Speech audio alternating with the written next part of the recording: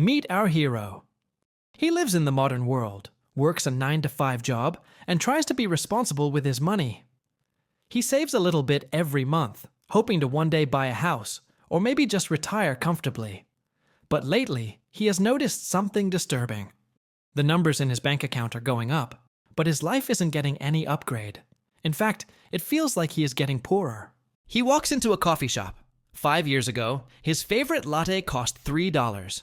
Today, the exact same cup, with the exact same amount of milk and beans, costs $6.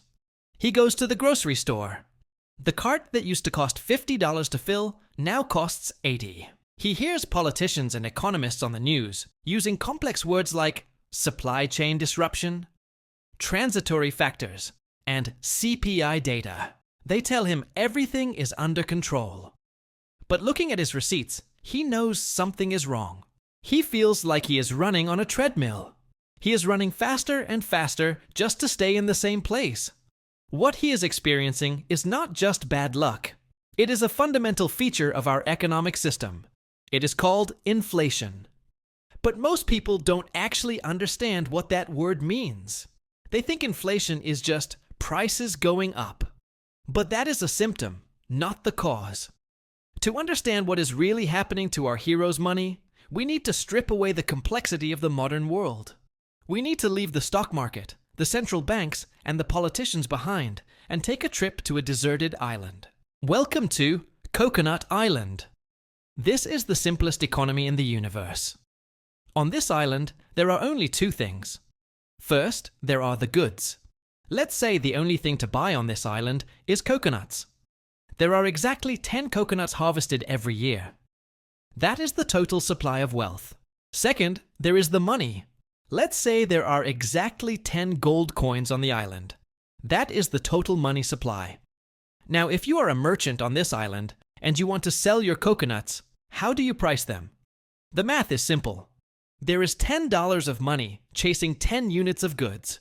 So naturally, one coconut costs $1.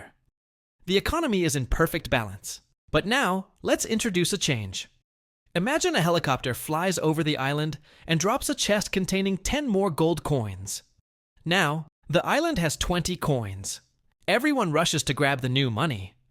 Our hero picks up a few extra coins and feels rich.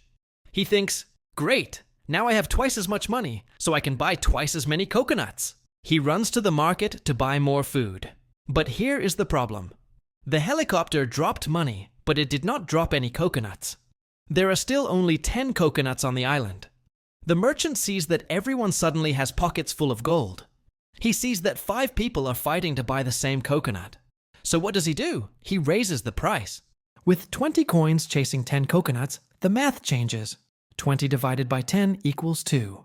The new price of a coconut is now $2. This is the most important lesson of economics. Our hero has twice as much money as before, but he can still only buy the exact same amount of food. His wealth on paper went up, but his purchasing power stayed exactly the same.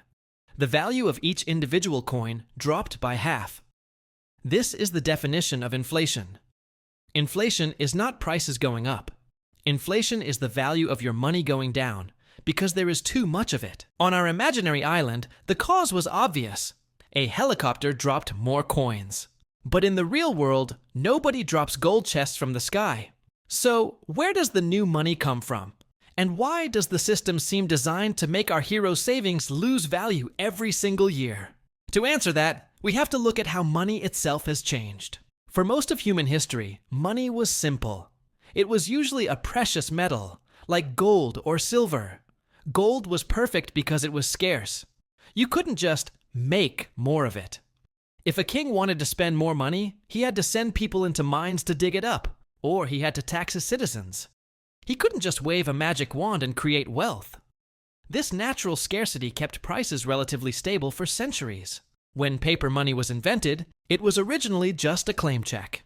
If you had a $10 bill, it was basically a receipt that said, the bearer of this note is owed $10 worth of gold held in the bank's vault. You could walk into a bank, hand them the paper, and walk out with actual physical gold. This system was called the gold standard. It acted as a leash on the government. They couldn't print unlimited paper receipts if they didn't have the gold to back them up. But governments, especially during times of war or crisis, hate limits. They want to spend money they don't have. They want to fund armies, build programs, and hand out stimulus checks to keep voters happy. The gold standard made this difficult. So, throughout the 20th century, politicians slowly chipped away at this link. The final blow came in 1971. The United States President Richard Nixon went on television and officially announced that the US dollar would no longer be redeemable for gold. He cut the cord. At that moment, the dollar changed from representative money, backed by gold, to fiat money. The word fiat is Latin for "let it be done." It means the money has value only because the government says it does, and because we all agree to believe in it. It is backed by nothing but faith. This gave the central banks a superpower. They could now create money out of thin air. They didn't need to find gold mines anymore. They just needed to type numbers into a computer. And that is exactly what they started doing. Now you might ask, so what? Why is it bad if the government prints more money? If they give everyone more cash, aren't we all richer? Let's go back to our hero. Imagine he works hard for a month and saves $1,000. He puts that money under his mattress. He thinks that money is safe. But while he sleeps, the government decides it needs to pay for a new war or a new social program. It doesn't want to raise taxes because raising taxes makes voters angry. So instead, it prints the money. When they print billions of new dollars and pump them into the economy, the total supply of money goes up. But just like on Coconut Island, the amount of actual goods, houses, cars, food, doesn't increase as fast. So, prices rise. When our hero wakes up a year later, his $1,000 is still under the mattress. The number on the bills hasn't changed. But now, that money buys less than it did before. Maybe it buys 5% less. Maybe 10% less. The government didn't walk into his room and take 10% of his cash. They didn't send him a tax bill. But the result is exactly the same. He has lost purchasing power. His wealth was transferred away from him to the people who got the new money first. This is why economists call inflation a hidden tax. It is a tax that nobody voted for and nobody sees, but everyone pays. It punishes savers. If you save money in a shoebox or a low-interest bank account, you are slowly bleeding to death financially. This system forces our hero to become a gambler. He realizes he can't just save money. He has to invest it just to keep up. He has to put his money into the stock market, or real estate, or crypto, taking on risks he doesn't fully understand, just to stop his savings from melting away. He is forced to participate in the casino just to survive. But there is another layer to this story, one that is even darker. In a fiat money system, money doesn't just come from the government printing press. Most of the money in circulation is actually created by commercial banks through debt. This is known as fractional reserve banking. Here is how it works.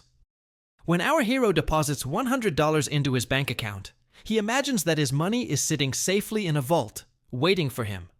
But that is not true.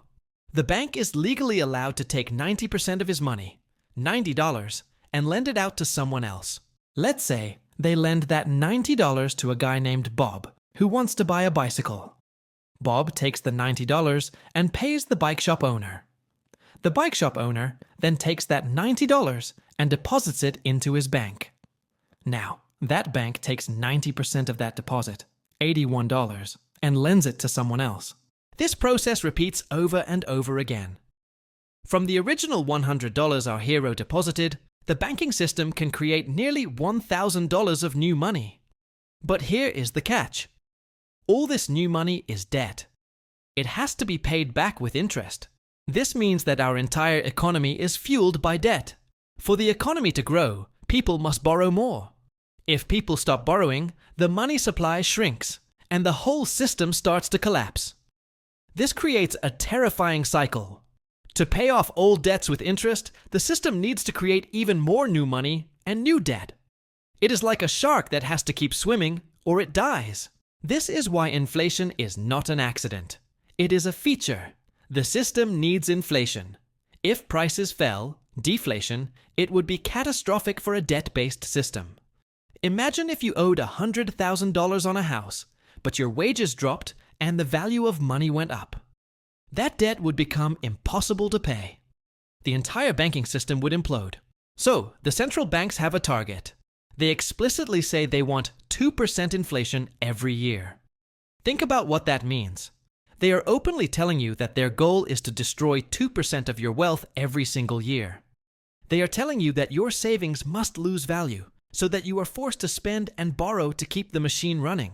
Usually, this process is slow and controlled. It's like boiling a frog. You don't notice the water getting hotter until it is too late. But sometimes the government loses control. When a government becomes desperate, usually due to war, corruption, or massive debt, they start printing money, not just to stimulate the economy, but to survive. When people realize that the money is becoming worthless, they start to panic. They try to spend the money as fast as possible. This is exactly what happened in Germany in 1923. People were taking wheelbarrows full of cash just to buy a loaf of bread. It happened in Zimbabwe in 2008, where they printed a $100 trillion bill that couldn't even buy a bus ticket.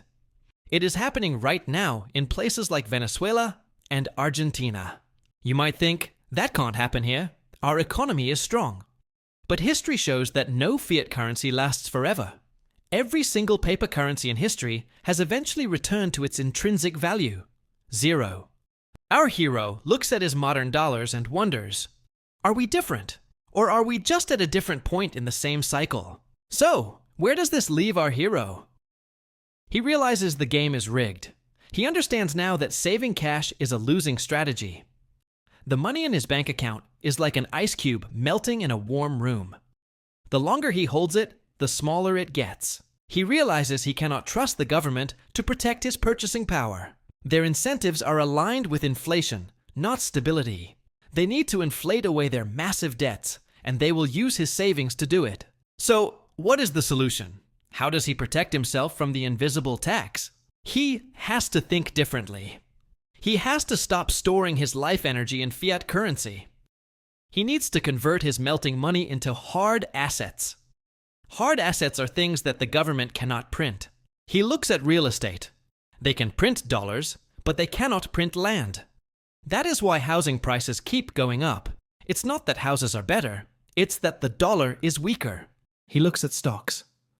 Buying a share of a profitable company means he owns a piece of a real business that produces real goods. If inflation goes up, the company raises its prices, and his shares tend to hold their value. He looks at gold, the classic hedge. For 5,000 years, gold has preserved wealth while empires and currencies have crumbled to dust. An ounce of gold bought a nice toga in ancient Rome, and it buys a nice suit today. And he looks at Bitcoin. Some call it digital gold. It is the first money in history with a strictly limited supply that no government controls. There will never be more than 21 million Bitcoins. It is a direct mathematical defense against the money printer. Our hero realizes that he doesn't have to be a victim of the system. He can choose to opt out. He stops saving in dollars and starts saving in assets. He stops playing the short-term game and starts playing the long-term game. The next time you walk into a store and see that the price of eggs or gas has gone up, don't just get angry at the store owner. Don't just blame the supply chain. Remember Coconut Island. Remember that the price tag isn't just showing you the cost of the item. It is showing you the dying value of your currency. The system is designed to keep you running on that treadmill, chasing prices that are always just out of reach. But once you understand how the machine works, you can step off the treadmill. You can stop working for money that they can print for free and start building wealth that actually lasts. Knowledge is the only way to escape the invisible tax. Thanks for watching. If you want to learn more about how to navigate this broken financial world, make sure to like and subscribe. I'll see you in the next one.